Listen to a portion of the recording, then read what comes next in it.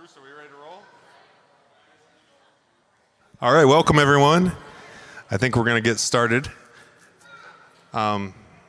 Before we get started, I guess we'll just do some introductions here. My name is John Taylor. I'm going to moderate tonight, and we've got a panel here who we're going to hear from here in just a second. Tonight we are talking about youth, and Bruce, do you want to say a few things about Many Paths before we get started? What Many Paths is, how it got started, or do you care? You don't care. It's a mystery. So those of you who don't know about Many Paths, right now we have been doing a weekly column in the Register Mail, talking about different topics, mostly current topics, that sort of thing. And this is the first podcast that we have done since the pandemic. So this is kind of the first go of the podcast since 2019. I think was the last one. Previously, we were at Knox County Brewing, and this is our first test here. So hopefully it goes well. I guess we'll go ahead and just start with introductions here. Like I said, my name's John Taylor. I live in Cambridge, and those of you who know me probably know me for the things I do involving live music. I host concerts at my home. I host concerts in a variety of places, mainly in Henry County, Cambridge, Galva, Bishop Hill, and wherever I can. Anyway, let's go ahead and go down the panel here. If you've got the microphone, just pass that around. Just introduce yourself, say your name, a little bit about you, and what's one dream that you have for the Galesburg area? Okay, hi, my name's Jay Admire. I'm 16 and I go to Galesburg High School. One of my goals or wishes for the Galesburg community is more safety for LGBT community, especially as a youth, because it's very hard for LGBT youth to grow. So, yeah.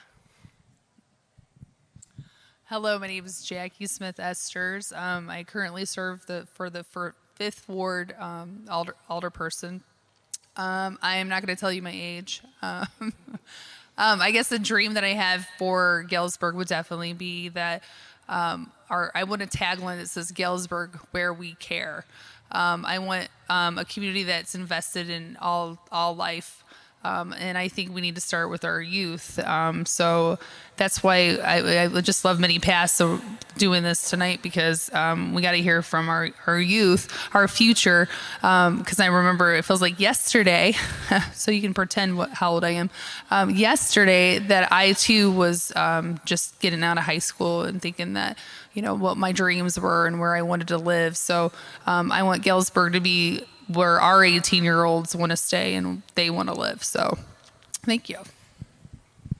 Okay, hello everyone. My name is Molly Warner. I just graduated Williamsfield High School. I'm 18. I'm talking about, what is it? Okay, I think something about Galesburg maybe like bringing in more of an awareness about agriculture and where our food comes from, and teaching more about that. Okay, hi, I'm Sarah Brown, and I'm here tonight because I actually write for Many Paths. I contribute to the column. I'm 16, so it's my first experience with anything like this, so the podcast included. This is my first time doing anything like this, but I think that something that I want to see for the Galesburg area, specifically for young people, is young people feeling like they matter, and young people feeling like their voice is heard and that their opinion matters, and like that they have a say in what the future of their town looks like, because I think that young people obviously are going to grow up to be the ones who are living here and be the ones who make the future what it could be. So I think that it's really important for young people to feel like their voices are heard. My name is Jodie Brewer, and I grew up near here in Abingdon, and then I was away for 10 years, and then I've been back in the area for 10 years.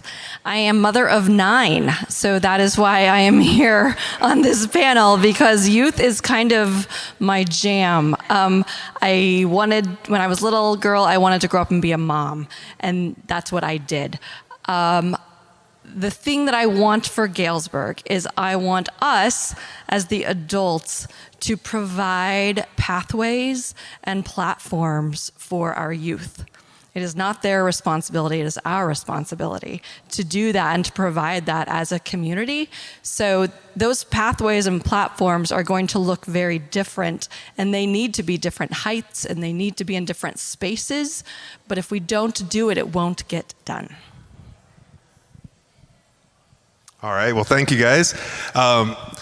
So the way this is going to work, I'm just going to pose a couple questions, and you can take the mic and pass it around. If someone has something that they want to say, and we can just kind of give everyone a little turn to say what they want to say, and go about it that way. Before we get any further along, I do want to take a moment of silence for the events here that have happened here just recently in Texas, especially with the topic that we're talking about tonight. So just a moment here.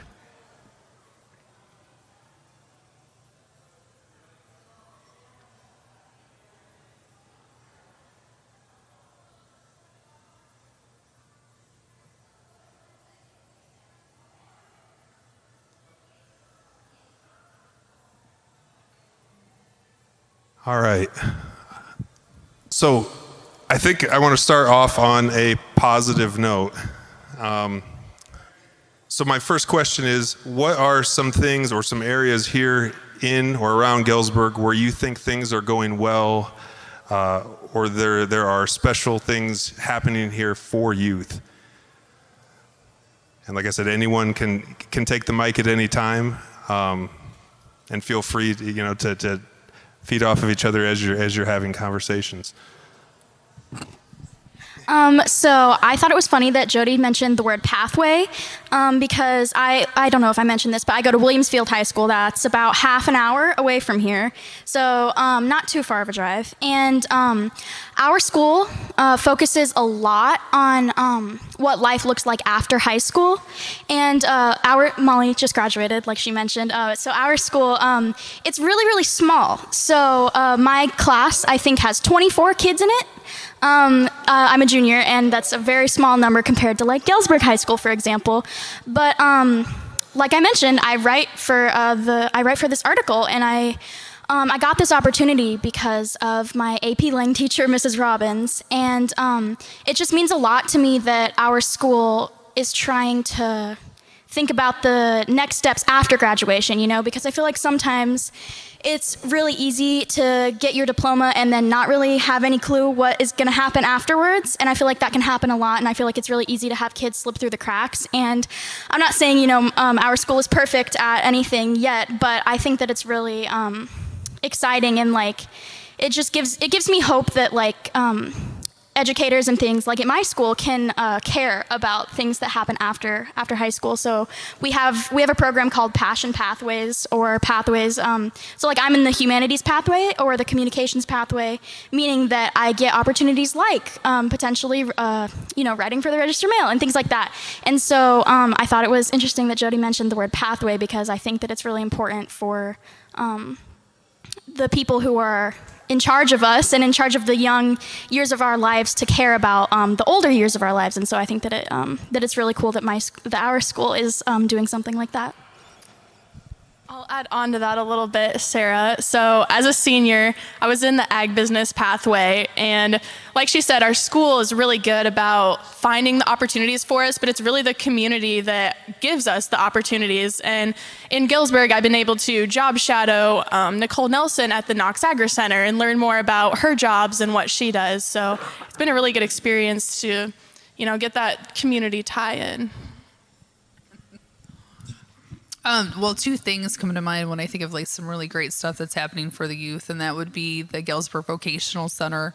I think it's great that we're able to utilize that not only for Galesburg youth, but kind of across Knox County right now. I'm pretty sure there's Williamsfield students there. I know actually we're going outside of Knox County, and I know there's Galva kids there too, which is where I'm from. originally. And then also the CEO program that KCAP is kind of spearheading right now. And I think that's something that's happening that's really good for our youth as well, to kind of like say, hey, you got an idea, let's cultivate that, let's explore it. So just having that investment from those entities are really powerful and really tell the youth that we do care and we're trying to, like you said, make those pathways or bridges. So. I'll tell you, this is a hard question. That's how I feel. This is a very difficult question because as someone who was in like the worst of it in middle school, it's hard to see some of the nicer things that were in Galesburg. But I would say, again, I'm going to speak for LGBT because it's important to me that the community is represented in the House, blah, blah, blah.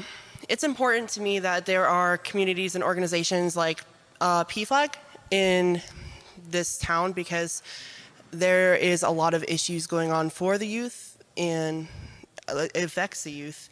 So there's a lot more awareness and discussion about LGBT struggles, especially about LGBT people who are people of color or LGBT people who are without a home. So that's really important to me, and I think that's a really positive thing that we've been bringing more light to. Since I'm a little late getting here, I'm making an assumption that the question is about what's good for Galesburg or what Galesburg has done good or what there is good that our youth can be proud of or that's working to the youth. I see that our educational programs are coming back. We used to not have shop classes, hands-on, because I don't think everybody should go to college. We still need plumbers, pipe fitters. We need CNC machine workers, and I think our system now is coming back to that with the new classrooms that they're building, and I think we're going to head more to that direction. I'm definitely a community-oriented person, and it's our community that's going to improve it, and it's all of us, not just the teachers and school administrators, but everyone that's in our community. Our kids can look up to us if we set an example, but we have to do that first. We have to set an example for them to see where they can be. There's a lot of opportunities in Galesburg, the CEO program, and I just like to see that, more people are involved in finding the young kids that don't really have any direction yet, and mentor them and build better mentorship programs that that they can use to further their lives. Galesburg is a great city, and it's got great opportunities for anybody that wants to be here. So I think that we're coming along, and I think our kids are going to be coming along, as long as we put ourselves together and work really hard at it. Before you pass the mic, do you want to introduce yourself real quick? Yeah. My name is Dwight White. I'm 4th Ward Alderman. It's newly elected. I also do a myriad of other things. Work with NAACP, Martin Luther King Jr. Celebration Committee. We give out scholarships. I do work with the Galesburg Street Dad program. We just hang around the school, mentorship to kids just to talk to them, see if there's something we can help them with today, put a smile on their face, listen to any problems that they may have that they might not want to talk to somebody else about. Like I said, I think it's important to be a part of this community and to give back to kids. And that's what I try to do my best at.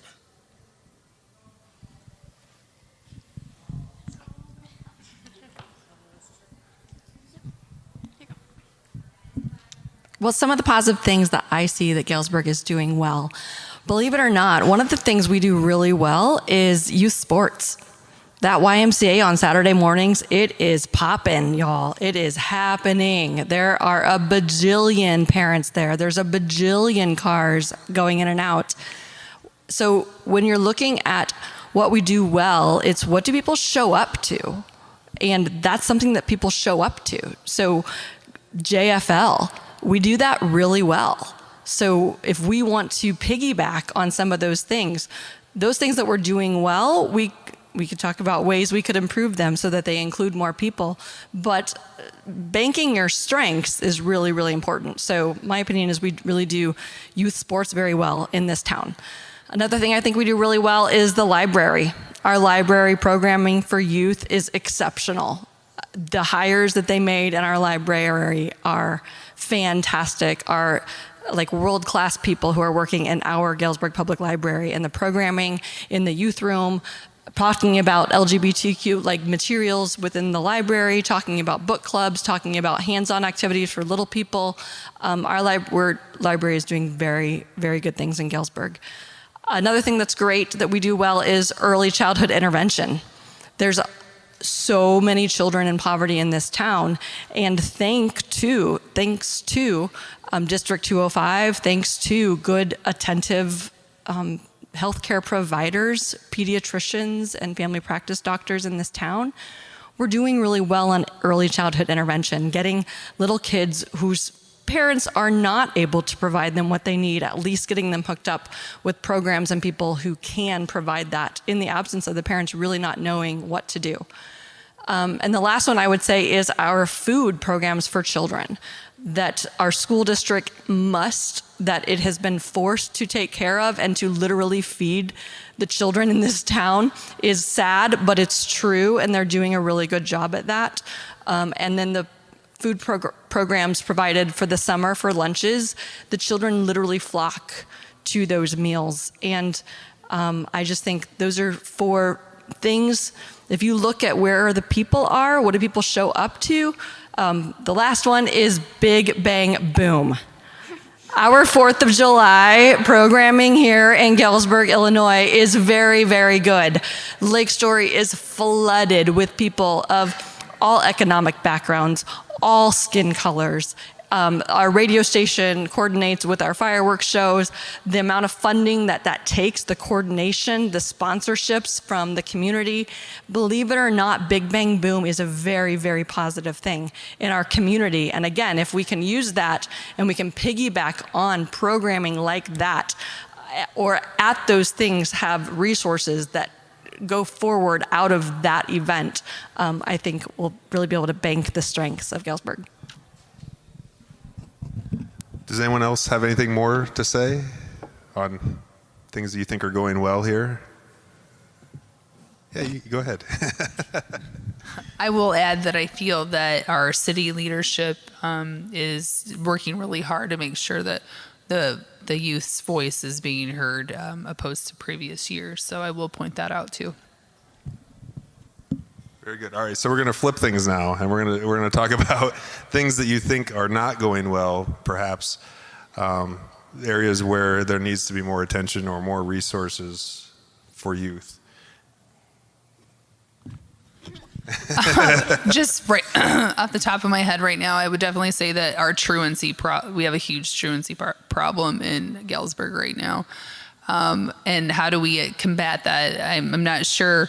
I think in the past there was the truancy board. I don't know if they're still meeting, but I know that there are kids that are not going to school every day that are probably under the age of 10. There's probably, I would say that the percentage is overwhelming compared to other cities. I don't know if that's because we don't have enough staff for truancy officers or what have you, but to me, I think that is a major issue. How do we reach our youth when they're not in the school? We just heard that, the District 205 does a really good job about trying to reach our youth, but if they're not going to school, then they're falling through the gaps. And we need to start. I don't know, if anybody has any ideas, like those are the things that you need to start spilling them out and sharing those ideas, because it's not going to take one person or even city leadership to make that happen. It's got to take a community to make that happen. So I really implore you all that are listening to give us your suggestions so we can combat that together. So. You guys have heard my piece already on LGBT, so I'm going to talk a little bit more about the neurodivergent youth of Galesburg. So, again, from personal experience, within school grounds, neurodivergent kids aren't always treated well 100% of the time, whether that be by their peers or by the staff themselves. And there needs to be better access for those kids, whether they be mentally disabled or physically disabled. It's upsetting to see how many kids stay homeschooled and stay at home and lock themselves or their parents are too scared to let them out at a public school because of how neurodivergencies and physical disabilities are treated by the public. So I think that's something that could definitely be worked on, along with bullying, because these stop bullying posters aren't really going to do anything for the youth. You're looking at a piece of paper that's been recycled a million times. No one cares. There can be a lot more done, not only by the staff, but by the other youths who are seeing it. There needs to be a lot more speaking up on the issues, I believe. I don't think you want to get me started on what I think Galesburg does fall short on, because being a minority, POC, person of color, African American, there are children in our schools that rebel because they don't see somebody that's talking to them that looks like them. That's what the Street Dad program was supposed to address. And mostly it was men of color. And I think that's a problem, but some people in our community don't understand that. If you go and look at our District 205 staff, you can count the people of color on one hand. And then if you count which ones are in teaching positions, you're not going to use all your fingers on that one hand. Most of them are in disciplinary positions, not teachers. I think that's something that needs to be fixed, worked on. Because I can talk to a young black male at Galesburg High School and say the same thing that the principal can say, and they're gonna look at that principal and wanna cuss him out, but they're gonna treat me a little different. I don't saying that's right or that's wrong, but that affects the kids going through school. And it's just something that's a fact. I mean, I don't know how to change it or explain it, except for that's the way it is right now at this time. So those situations are happening. I think that we can do a better job of that. I think that although people work hard, we don't have enough volunteers. We don't have enough people volunteering their time to find a kid that's right-handed and if you're left-handed. I don't think we have enough. If I make $100,000 a year, take time with the kid that's parents only make $20,000 a year. And I think we can improve on that as a city, as a community. Those are the things that I see that we fall short on. And we still have two sides of town, north and south. We still have it. And it's not something that, you know, I might be able to change, but we as a community can change. So there are certain things that we have to do as a community that's gonna bring our youth into the new millennium. We don't want this town to be two separate towns, and then our kids are two separate kids. Athletics is one of the things that bring them together. Like I've coached JFL, coached Babe Ruth. I've been on both of their boards. And the one thing that I always stressed, every kid is going to learn how to play the sport, whether he's the star athlete or whether he's the worst athlete on the team. I have set a star athlete because it wasn't his turn to shine yet over a kid that's already been there for 2 years, and he was head and shoulders better than the kid that was already there. But that kid had worked hard for 2 years. I wasn't going to change that. And that's something that we have to have as a mentality in our city when we're dealing with our kids. I consider coaching a skill. You can have a kid that's a great athlete, will run into the wall for you, but you didn't coach him. He's got that skill already. You have to deal with that kid that has the skill, that's what people want to say is uncoachable or he's a knucklehead, but we don't know why he's a knucklehead or why he's having a hard time. And we have to look at that better. We have to look at the circumstances. Why is that kid or that young man or young woman acting out? They weren't born that way. Some things that happened along in their life have changed that. And we have to look at that as when we deal with our youth. And we have to deal with all of our youths. And we have to deal with the ones that are struggling more than we have to deal with the ones that are doing well. I mean, I talk to the kids that are doing well and I tell them congratulations, but I find that kid that's just the worst kid. Hey, come here, let me talk to you for a second. How's your day going? What can I do for you today? Tell you a joke, something make you smile. I don't care. Just have a relationship with kids. And I think that's something that we are short on, but we can do better. Have a true relationship with them. That takes listening. That takes understanding what their situation is. And believe it or not, when they finally really trust you, they'll tell you everything. They'll tell you everything, and then you can really, really help them. And I think that's what we need to do more of, work on. And I mean, it's not just the school system, it's our police departments, our business owners, our the little guy that's walking around on the street,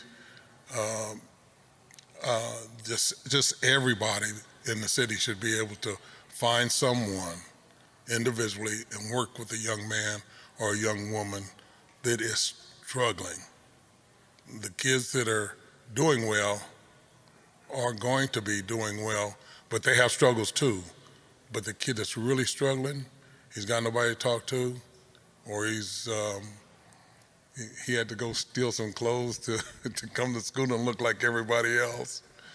I heard a kid got kicked off of a sports team because he stole deodorant, here in Galesburg. Mm-hmm. But that kid was in need.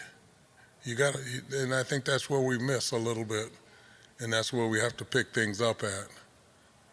You just got to pick that up.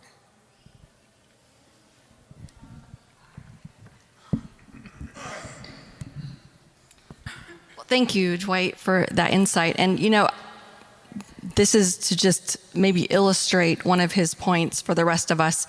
So I birthed 6 children and was in a relationship for 20 years. And now there was this period of my life in which I was single recently.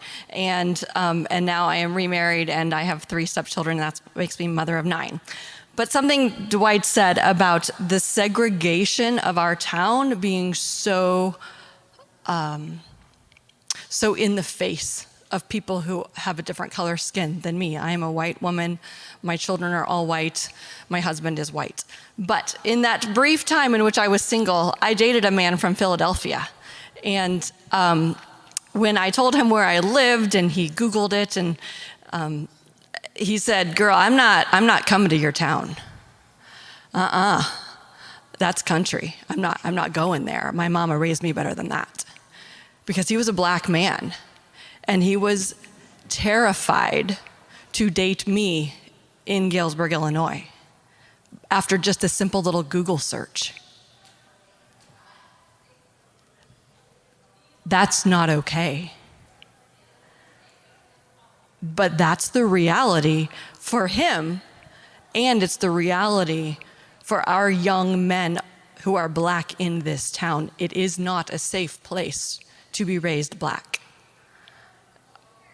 When my daughter was on the Galesburg High School track team, I just sort of made myself the track mom, and I gave all the rides, and I bought all of the food, and I went to the track meets, and I took coolers of food to give to the track team, the boys team, the girls team, everybody, so that these kids could have food to eat.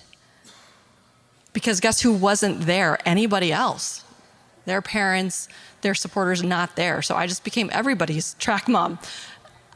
So it's not safe here. And the first thing we have to acknowledge is it's not safe.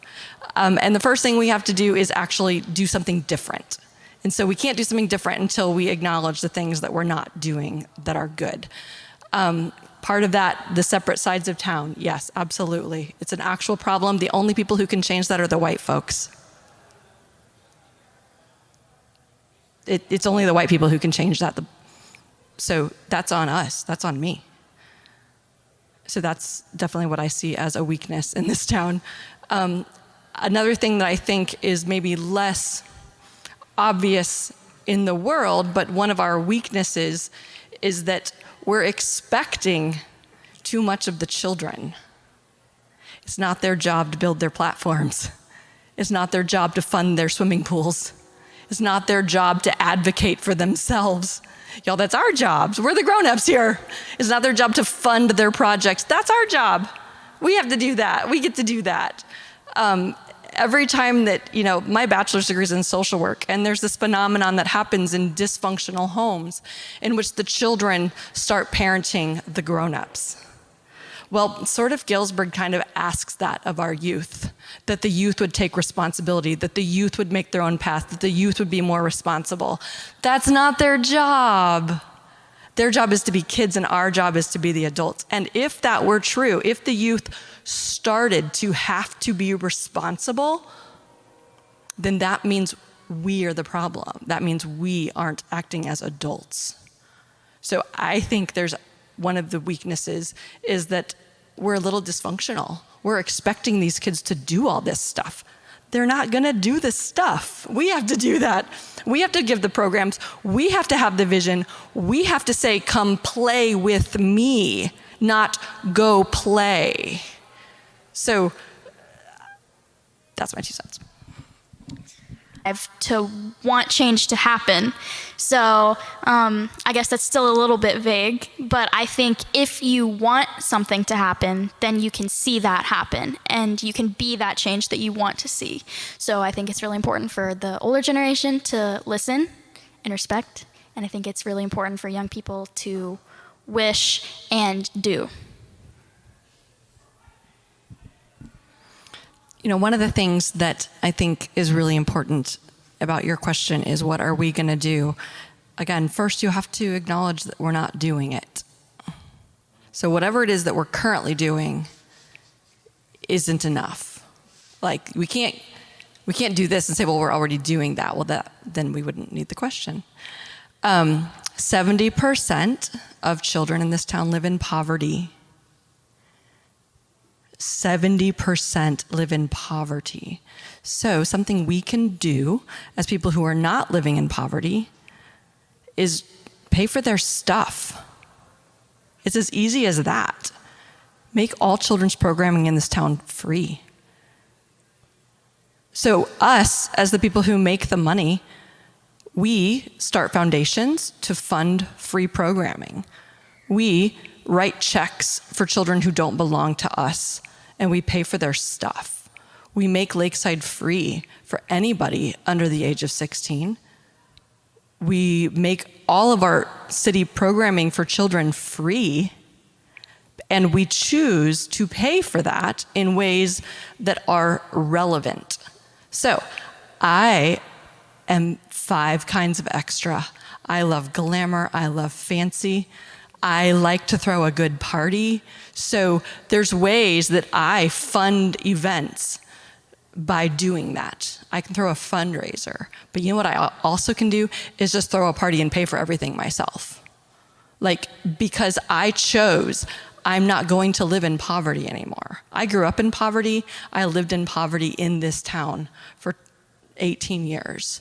And then one day I said, I'm not going to live in poverty anymore. But for those of you who didn't grow up in poverty, it's maybe hard to understand what it's like, poverty culture, what poverty mentality is like. It's not just about getting to college, because somehow along the way, sometimes they think, well, getting to college makes me not live in poverty anymore.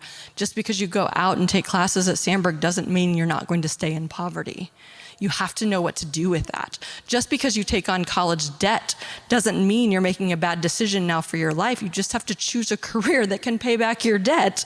So we have to use really frank conversations like that with our students. It's not about whether it's a trade program or whether it's a college program. It's not about that. It's about, hey, what does it mean to be a functioning member of society as an adult? And what is your transition from childhood to adulthood going to be like? And unfortunately, a lot of the people in Galesburg who are adults didn't transition yet. They stayed acting like children. They stayed in that place of somebody help me, somebody take care of me, and that is poverty culture. Because that's all they know. And I don't say that as somebody who is judging that at all. That was me. Help me, take care of me, provide my health care, provide my meals for my kids. But there's a time in which we can empower our adults to live as adults. And until then, there is plenty of resources in this town. Don't let anybody tell you in this town there's not money in Galesburg. We have plenty of resources to fund every child youth event that we want to fund. It's just not a problem. Connecting the right people with the right resources and clearly identifying to the capitalists among us of how they can use their money to benefit them. You'd have to sell them the value add. I'm not one who's gonna say, oh, rich person, give money to this thing and just be happy that you did it.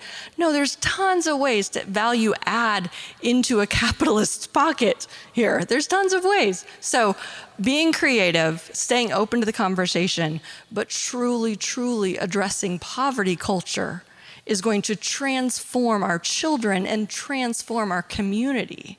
But until then, it won't happen. So that is inside of us. So if we look at ourselves and be like, that's me. I grew up with the spirit of lack. I don't think I'm gonna have enough. I'm 2 years from retirement and still don't know what I'm gonna do. Well, it's likely you're probably in poverty culture. You should have figured that out by now. You should have figured out what's gonna happen.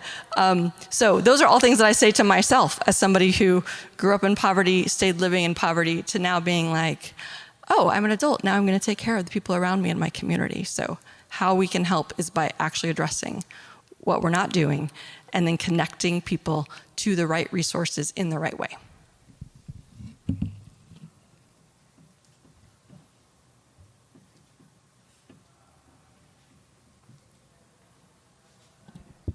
Anyone have anything else on?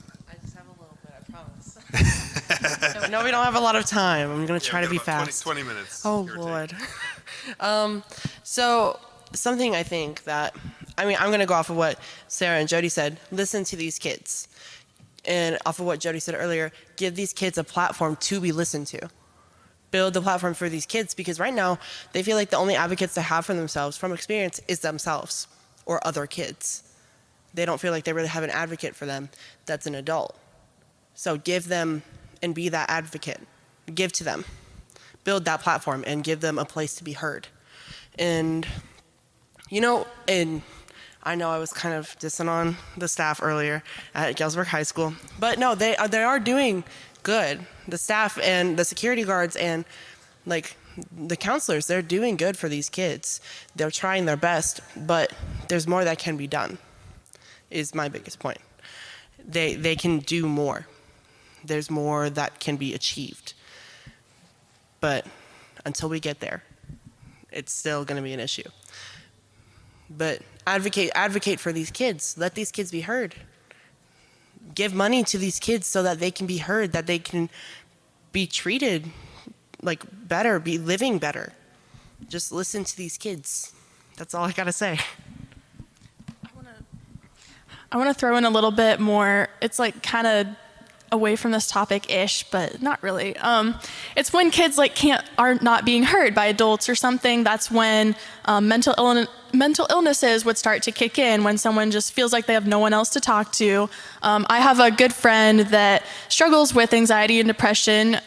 She actually wrote a book and tried to explain her feelings and get that out there over that, and it had a lot of positive feedback, which was great for her. And if adults could just try to, make the relationship with the kid and be able to like be that person for them to talk to and that outlet for them to share their emotions and what they're going through. Because even if someone is, like a top of their class and star athlete, you never know what they're actually going through. So. Okay, real fast. I just got to give a shout out to the moms. I have 4 teenagers living with me in my home, and when I want to talk to them, they go like this. So it's not an easy task. It's not an easy task to listen to a kid. It's not an easy task to listen to a teenager. It's not an easy task to create a space that feels safe and that is safe. So, yes, you're absolutely right, listening. And for those of us in the mom trenches, I'm like, this kid's not talking to me. Another really, really, really helpful thing you can do is provide other adults whom they can talk to. It doesn't matter if your child is connecting to you, it matters that they're connecting to somebody. So when I am in a moody, broody phase with one of my own children, then I just happen to have Aunt Susie stop by for an afternoon, and then I just happen to have to go do laundry, and Aunt Susie gets to hang out with the children in my living room while I'm doing laundry or something. So we can be really creative about providing community connections, because guess what? When they want to talk usually is like 1:30 a.m. Or when they want to talk is like right as I'm getting ready to walk out the door to come to a podcast speaking thing. And she's like, oh, by the way, before I go to Spain. And I'm like, I gotta go. So we have to avail ourselves to creating space in our schedules to make it easier for our kids to listen, to speak to us. Or if it's not us, to somebody else, because they're going to be moody broody. I mean, that's part of the game.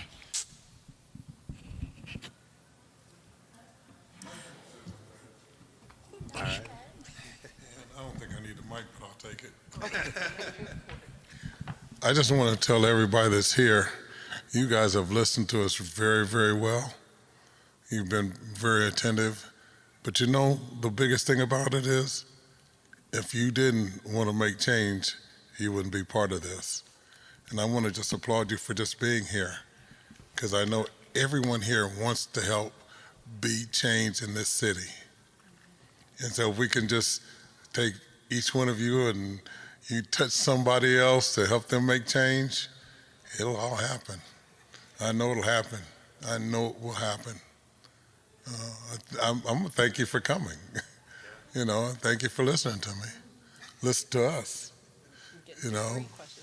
And so hopefully that, next time we hold something, we'll have some young black males, young black females, some Hispanic females and males, I don't know what our Asian population is, but, we can have some of them when we got some Congolese factions here, and then let them talk and let them be, say what they want to say. And I too believe we got to start earlier, We've got to start down in grade school, even kindergarten. I just believe that there's little things like When I was a young man, one of the greatest things I could do was do my Easter speech. That sounds crazy, but it exposed me to getting in front of a bunch of people and have to say something. And that helped me learn how to public speak. And I think we should start that when the kids are in grade school. You know, by the time they get junior high, they're writing their own little speeches.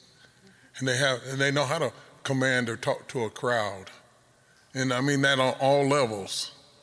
You know, public speaking should be something that they're teaching at the kindergarten and first grade level, second grade level.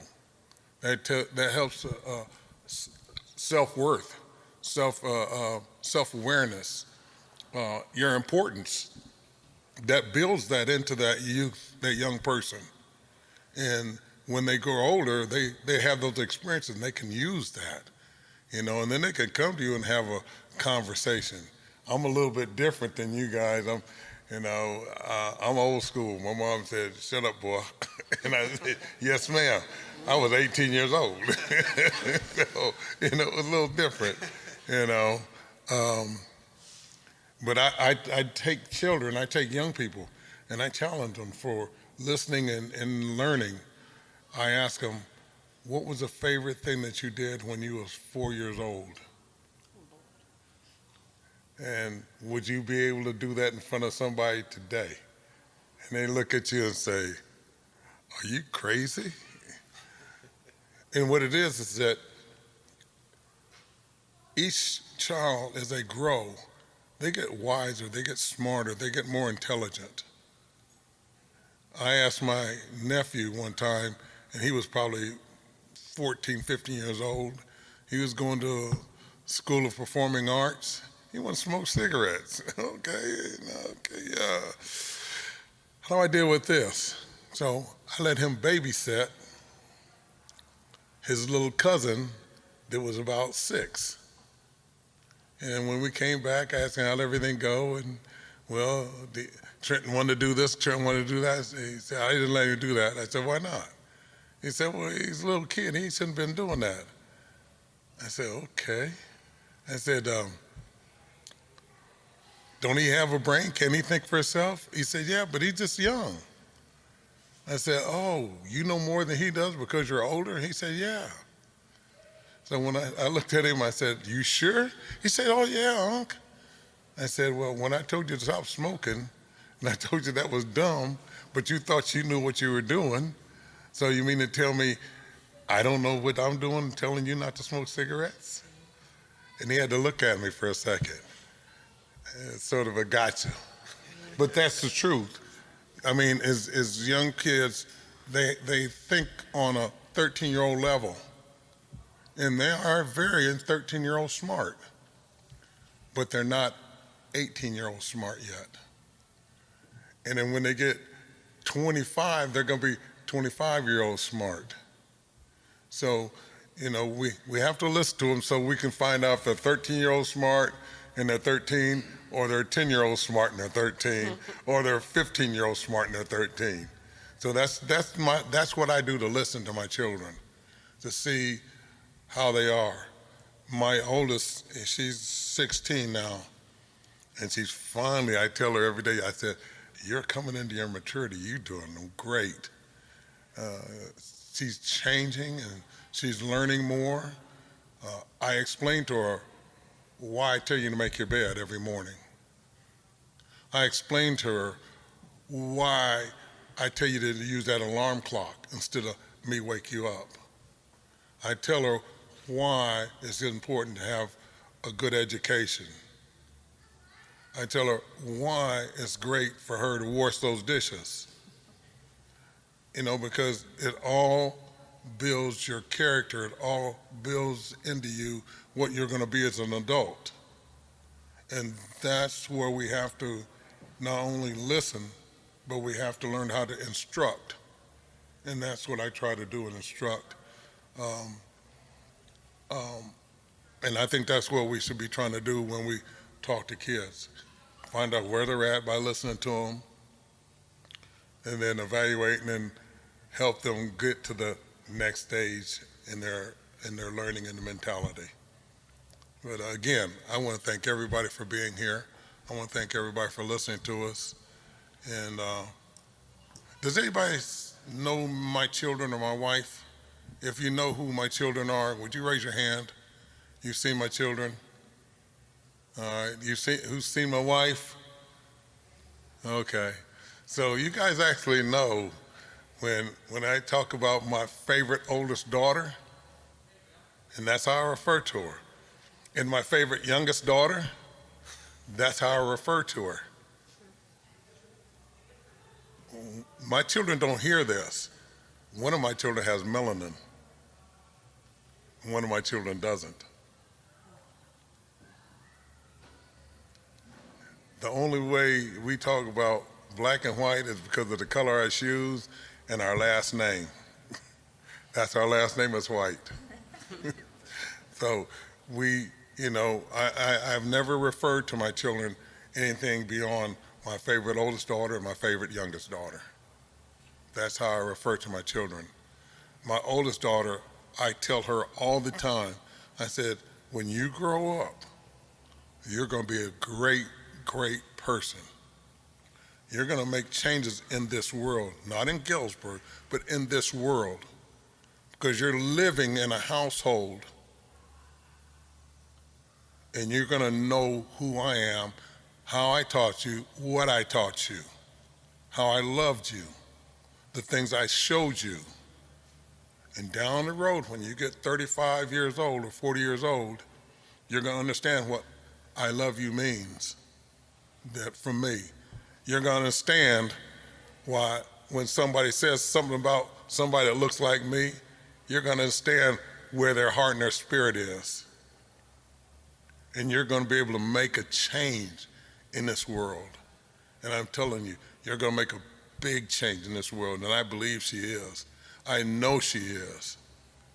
I know my oldest daughter is going to make a great change in this world. You're going to be reading about her someday.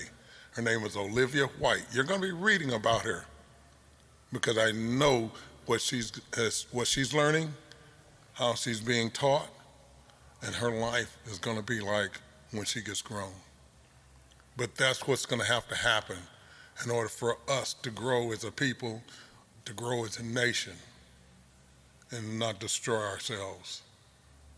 We have to figure out how to show everybody the other side and then teach them how to carry themselves.